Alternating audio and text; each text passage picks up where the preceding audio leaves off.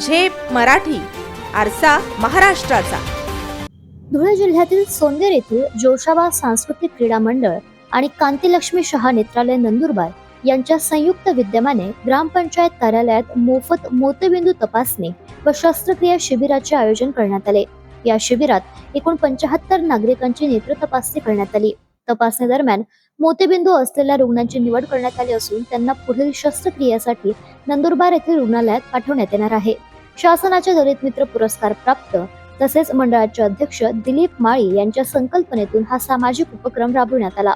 ग्रामपंचायत व कै अण्णासाहेब एनजी बागुल प्रतिष्ठानचे अध्यक्ष अमित बागुल यांच्या सहकार्याने हे शिबिर पार पडले. या शिबिरात कांतीलक्ष्मी शहा नेत्रालयाचे नेत्रतज्ञ डॉक्टर तुषार देवरे, समुपदेशक प्रशांत भदाने व निंबा मोरे यांनी तपासणीचे कामकाज पाहिले. अशाच वेगळ्या आणि ताज्या बातम्यांसाठी पाहत रहा झेप मराठी, आरसा महाराष्ट्राचा. संपादक प्राध्यापक अनिल चव्हाण, धुळे.